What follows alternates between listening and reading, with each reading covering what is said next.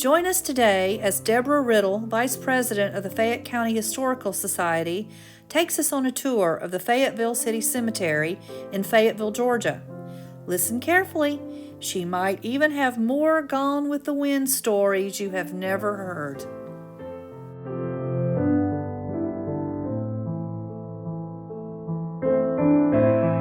Gals, welcome. I'm so glad that you ventured out on this overcast, dreary day. I'm just glad that we're going to be able to do this. The sky is mourning for us. That's right. That's what I was thinking. It is. But I've been so looking forward to doing this, and just am glad that each and every one of you are here. I want to do a quick introduction to Debbie Riddle. She is a Fayette County Historical Society docent extraordinaire, and also a member of the James Walden chapter of DAR. So glad that she has been gracious enough to give us this tour. Debbie? I just love sharing history. Because if you don't know where you've been, how can you plot where you're going? That's what one of my first mentors said to me. And I just take that to heart. We're standing here at the original entrance to the cemetery. And it was established in 1823 for internments. Except this section right here and over toward the parking lot was where the tabernacle was. It was like a structure that would keep the elements away and and such, and then eventually the land got redisposed, and this became part of the cemetery, so they're more better good at that. In Victorian times, cemetery means sleeping place, and during that 1840s to 1900s, people would, especially on Sunday after church, they'd take a picnic basket and a blanket or two, and after services they would go to either to the church cemetery or the family cemetery on the large plantation here, or a city cemetery, whatever. And they'd spread that blanket out and they'd sit where the headstones were. And now great grandma Maud, she used to make, they would tell the stories. It was a way of oral history, bringing your family all together. And the kids weren't scared of cemeteries. They realized it was a place of history, and their families were there. So they had deep roots there. It wasn't just, unfortunately nowadays we have a lot of people who think it's a place to come and destruct things. And people that are my age here in Fayetteville say, oh yeah, we used to go there and look for, grasshoppers and mice and play games and all that kind of stuff, because it was a friendly place to be. And our earliest graves are from the 1820s, because, like I said, first interment started in 1823. And we have, toward the back, I'll point out, where we have some Revolutionary War widows and soldiers and things. Also, on the 26th of April, which is known here in the South as Confederate Memorial Day, the local SCV, Camp Number 79, comes out, and all 80 Confederate veterans that are here get a little Virginia military flag put on their grave to mark it. And it's a way of saying thank you for your service. It doesn't, yes, the South lost, but the people lost their lives. Fayette County lost over 430 men. That was, and it wasn't a big place to begin. So it's just a way of saying thank you. And as a matter of fact, I learned when I was docenting at the Holiday Dorsey Fife Museum, General Logan, his wife and he both observed here in the South in the spring that all of a sudden all the cemeteries would have flowers put out. And she thought that was rather unique. And so Blackjack Logan, who is the one who instigated Decoration Day in May, and eventually became Memorial Day after World War I, so that all soldiers of wars would be honored for their service, And so he did, other than exaggerate about Shellamarvla, we'll deal with that a little later up here. But I was going to I have an 1880s cape that has Passament 3 on it, but I was afraid with the weather.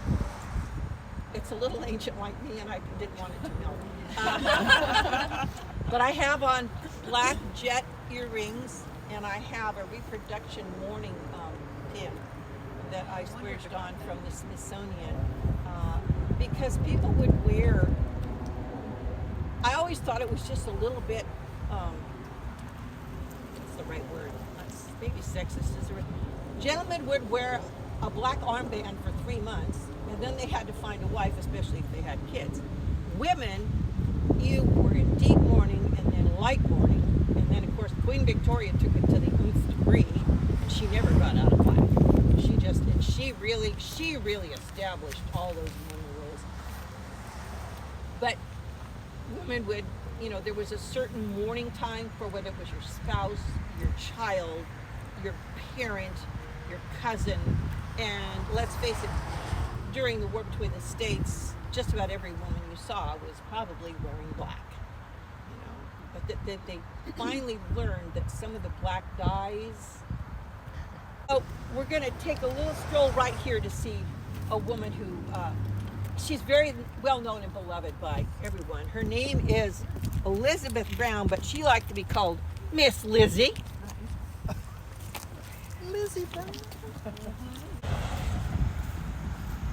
Here she is right here with her husband Marcus. Now she taught at Shapewright for a number of years. But the most amazing thing about Lizzie is she lived through the turn of 2 centuries, not just one. She was born in 1891, so she lived through the turn of 1900 to 1900. She lived to 203. So she saw the turning of the 2000s. And when she was 100, she died at 112. Wow. But when she was 100, I think she was 111, she actually applied for and became part of the UDC, the United Daughters of Confederates, because she really was a daughter of a Confederate soldier. Wow. And I find that, and she was so proud of herself for that. That just really made her day. I qualify. I'm a UDC, because it was something important to her. Just like we were when we found our patriarch to be DAR. It was something very important to her. But how cool to have your headstone totally skip the 1900s.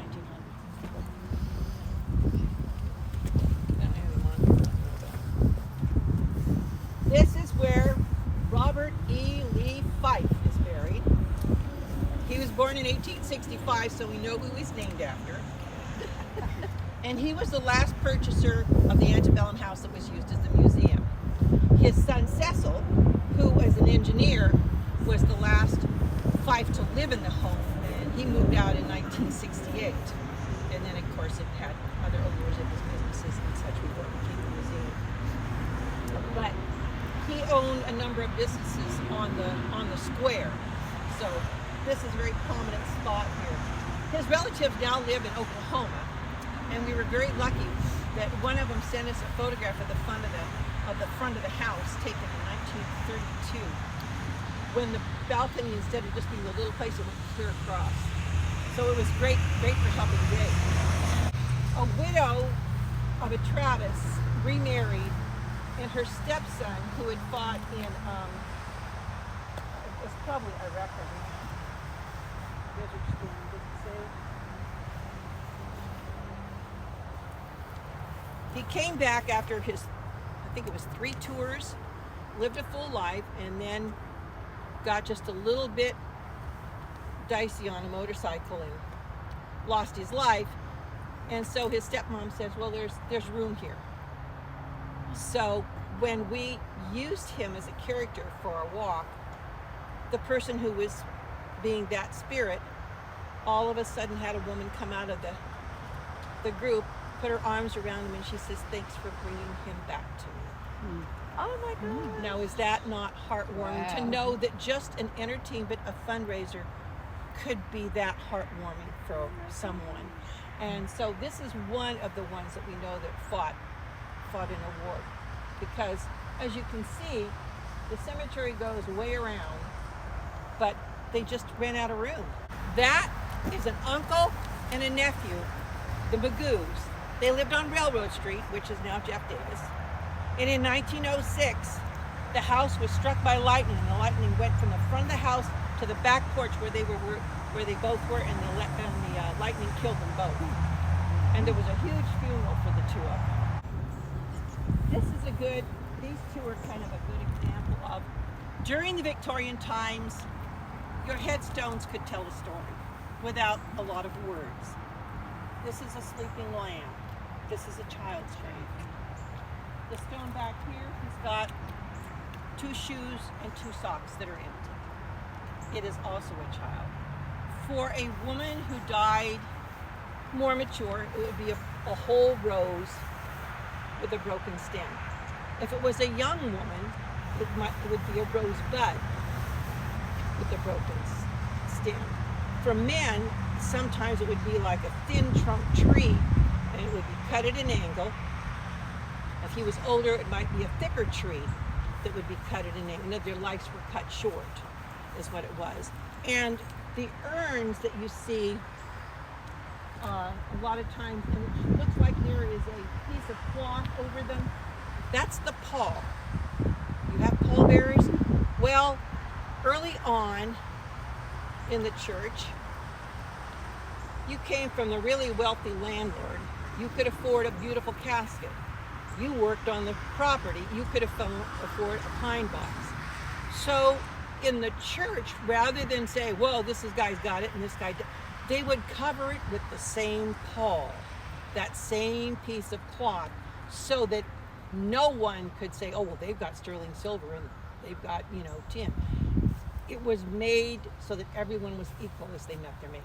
I just thought that was it. And so a lot of times that's what you see is the urn with the pall, the piece of cloth draped over it. I don't know if you've watched Ragtop, but back here is a pretty little stone that's kind of cleaner than it used to be.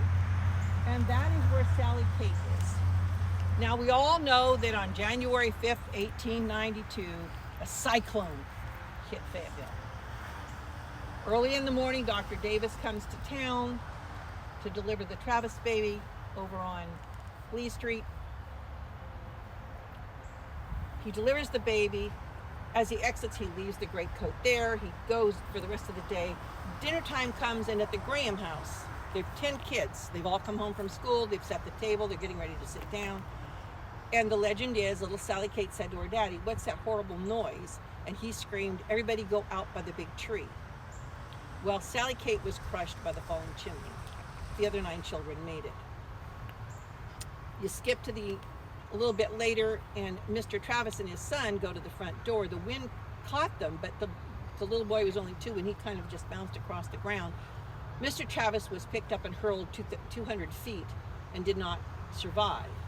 So after the neighbors dug the new baby, the new mom, and the grandma out from the rubble of the house, she named that baby Willie Kate.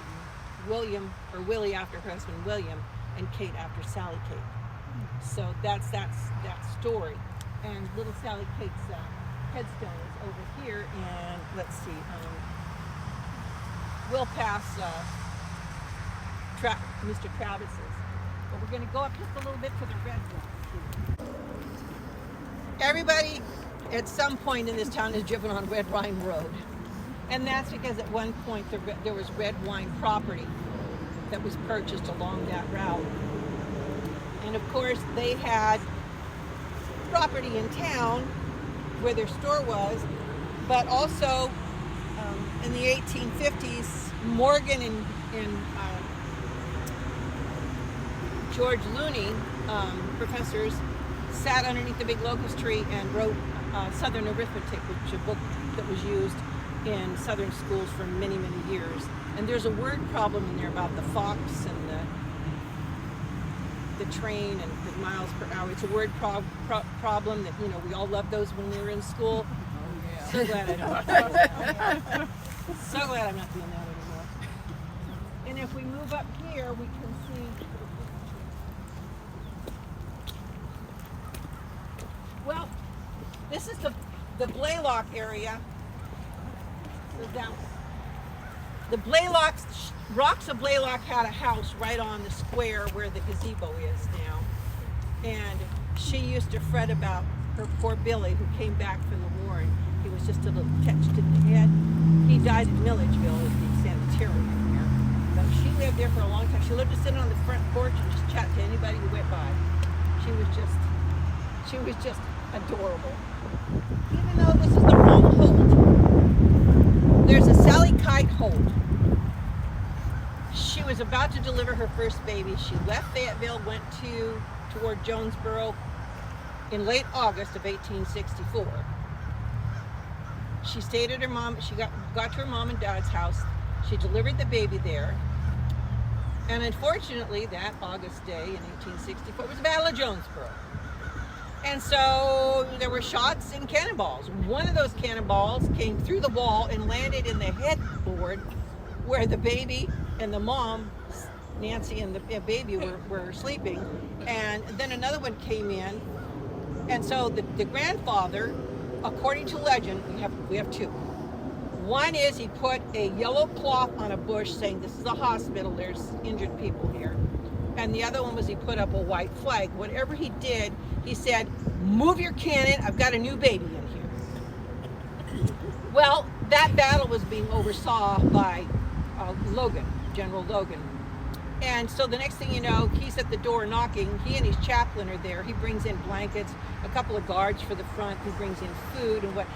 He has the chaplain baptize the baby, and he names her Shellamarvla.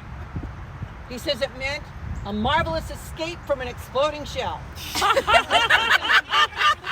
And if you believe that, we got some swampland in Florida. I've read his rendition in his Life of Logan, his book, which is about this thing. And it's very. And there is today a Shellana who is a great granddaughter, I believe. That John and Lamar, my mentors here, have said, "Oh yeah, there's still a Shellana."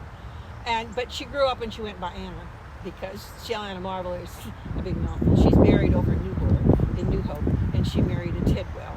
And this is the Dorsey headstone. I have a warm spot in my heart for the Dorsey headstone. Solomon Dorsey and his wife, Sarah Glatt, they purchased the Holiday Dorsey Fife from the Hollidays. And their son, John Manson Dorsey, was a soldier in the war. He was wounded not once but twice in the head at Gettysburg. And so he really was not going to be a functioning citizen, but his two sisters, Evie and Canova, took care of him. So after the mom passed away, the two girls took care of their dad and their brother, and then after dad passed away in 1901, that's when they sold the house to the Fife family, and they moved into a place that was smaller than that. And when you were at the museum late and on your own, you could sometimes hear like footsteps upstairs.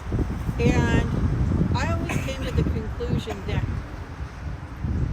John Henry Holliday, who we know as Doc Holliday, and Manny, who was John Manson Dorsey, they must have felt safe and warm and loved in that particular residence. And when I was there putting up exhibits and stuff, it's like they said, "Oh, it's her again." And, I lived in an 1882 house for a long time, and I would be out in my leaded glass studio working on a window, and I'd think that my son had gotten up and had the TV up loud, and I'd go in, it'd be dead silent. But then I was told later that when the Harrises owned the house, they had lots of parties. So I don't know whether spirits, but I do know that the lore is a person actually dies 3 times. The first time is when the body ceases to function. The second time is when the soul leaves the body to ascend. And the third time is when no one speaks their name. So by us going through here today and by saying their names, they're still with us. We still honor them. Just like when I talk about my parents and my grandparents to my grandson. You keep them alive by telling those stories. Dorseys are here, and you'll see it's got the urn with the pall over it again.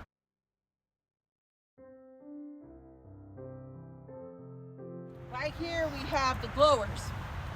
How many of you have been able to visit Starr's Mill? Well, he owned it at one point, but of course, for some reason, even though Mr. Starr was like the 5th owner, it's his name that stuck to the building. And that building that we have there now is right from about the turn of the century. The other two were lost to fire. But Mr. Glower, I called him Glower one time, and his relative corrected me, so we know it's Glower. This gentleman, in the kind of a little crooked here by that wonderful, you plant a plant, but you don't realize what it's going to be like 50 years later. This gentleman fought the Mexican War and was brought back here. Right here, this is Rebecca, consort of Alexander. This is the wife of Alexander, Robert Alexander Holliday. And let's see, where the group of buildings are, there's the one that's called Stonehouse. That home originally belonged to the Holliday, and he owned other property. That's why his son, John, built the Holliday Dorsey Fife on that particular piece of property because it was owned by the family. His headstone is here. They were cleaned up at one point, but we need professionals to come in and help do a little bit of cleanup. And then the one right behind you, that's what all the kids call the alligator.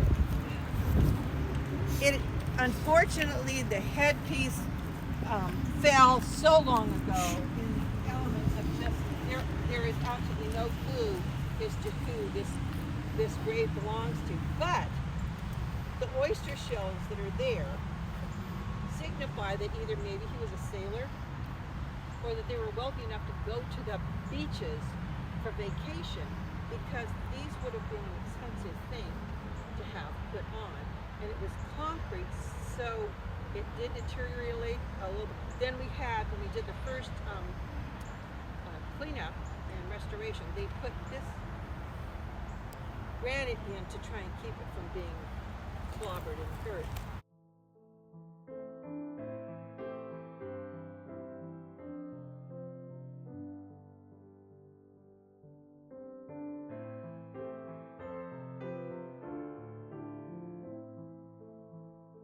The back of this one right here, this is Professor George Looney.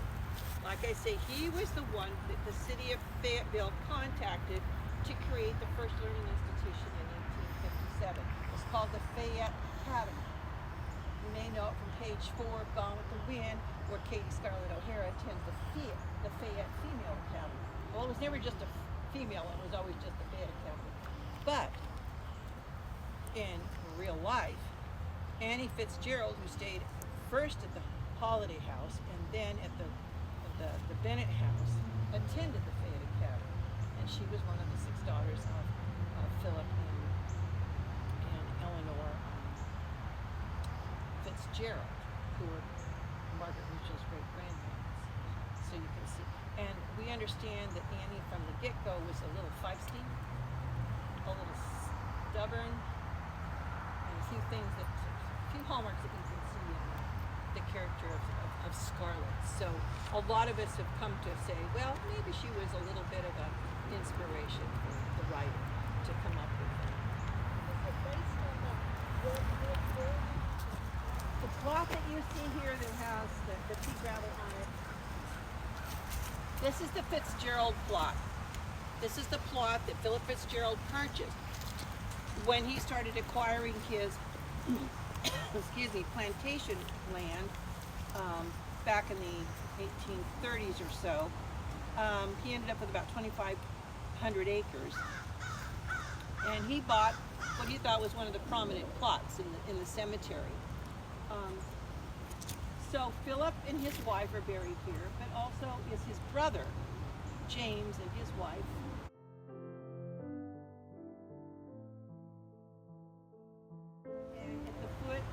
Of the headstone there is a smaller one that says Grace, servant. She's the only African American buried in this section of the cemetery. We've told her story a couple of times.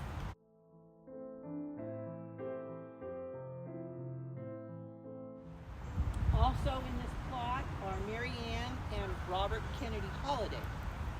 They were the parents of Maddie. Maddie was Martha Ann. She was a cousin of John Henry, and according to the family, Maddie could manage John Henry. She was a little bit older than him, and when they were late teenagers, they even asked Robert's permission to marry, but he said no, because he had taken on the Catholic religion when he married Mary Ann, and John Henry was probably Baptist. And so that didn't happen, but all through John Henry's life, he wrote to Maddie, even after 1883 when she became a nun and took on the name Sister Mary Melanie. And we do know that Margaret Mitchell interviewed her because she was in school at the same time Scarlett would have been in school, to find out what it was like to be a teenage schoolgirl during the war between the states. And eventually she even asked Sister Mary Melanie if she could use her name for one of her characters. And I love it. I've gotten it from 3 different family members that she said, well, only if she's a very good person. Now, she liked Melanie in the book, but she didn't really care for Scarlett, and she didn't live long enough to see the premiere of the movie. But we do know for sure that Margaret Mitchell had access to family lore, and people write what they know, and what they're familiar with. So this whole plot here, because when originating the Fitzgerald plot, or the Fitzgerald plantation, was in Fayette County, and then in 1858 part of Fayette County was cut off and became Clayton County, just like a little section became Henry County and whatever. But I do love the legend that I was told that there were 2 brothers that married very prominent ladies, and they were both vying for the belle of Fayette County. And then when the split came, one lived in Clayton County and the other lived in Fayette County, so the girls could each be the ding-dong of their own county, because you wanted to be a Southern belle, right? So it solved the problem of who was the hostess with the mostess, I suppose. I love it. It's probably just hearsay or folklore or whatever, but I love the story in it. Sorry, I'm talking too much. Back here you kind of see some red and white, and then next to it is kind of a whitish headstone because it's cement and it's been painted a little bit. That's the headstone of Arthur Arnold. His dad was about 5 years old, was outside playing, and a buckboard stopped and said, "Hey, little boy, you want some candy?" So he got in the buckboard and took the candy. Unfortunately, he was kidnapped in Virginia and brought to Noonan and was sold. He grew up and he married, and his oldest son was Arnold. Arnold became a preacher at Edgewater Baptist Church. He loved to stand on one rock, preach to the crowd. The other thing is when he married his wife, did I write her name down? Well, his parents were H.A. and Hallie Arnold. But his wife's dad was a farrier, a blacksmith. And so he learned the trade from him. He helped his dad take care of 240 acres, and then he learned how to shoe the horses and the mules. So talk about a success story. His parents were slaves. He rose to the top of his community, and he had a profession that was beloved to the city where he was, and much needed, you know. And I just think that's really, really cool. I love this story. Blake was one of 3 children. Born and raised in a little cabin. He told everybody he remembered he was doing his reading and writing with a pine knot. But then his mom bought something called a kerosene lamp. Made his life so much easier. Well, his parents were of the ilk that you don't marry. You will take care of us. So he and his 2 sisters, none of them married. But he was a little older, and everybody was talking about being married and sparking and wooing and whatever.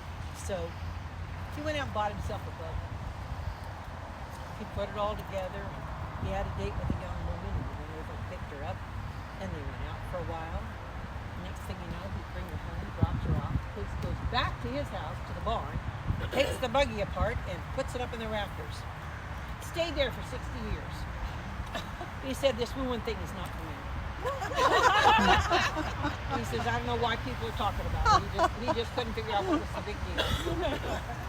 But the house that he lived in, that his parents never had electricity, never had running water, and it didn't bother him a bit because that's the way he was raised. The buggy eventually came into the Banks family, and they donated it to the Fayetteville County Historical Society. It's now in the little shed that's behind there. We're hoping to find it a new home, and so that it can be put on display. Because the story is just too cool not to tell people about Gilbert Blake and his failed courting experience. And what else would you use a buggy for? Yeah, I mean, it wasn't a buckboard. It was, it was a buggy.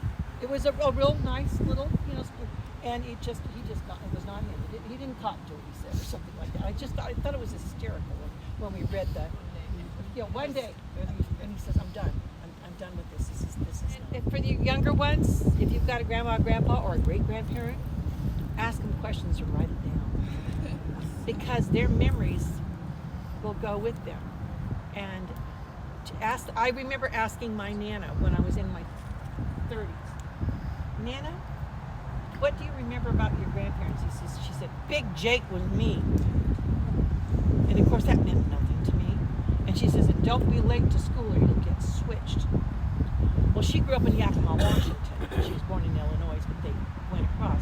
Well, in doing my genealogy, I finally found Jacob Lewis, which would have been her great-grandfather, which was so cool. It's like, finally what Nana Draper said, I've got the thread. I've got it tied together. I just felt like, aha! Nancy Drew has solved the case. But it's, to me, like I said, it's a family story. And like many of us in DAR, we've done that once. And if we've got other patriots, or you've done the 1812 or whatever, those stories come to life. And they're part of you. They may explain your personality.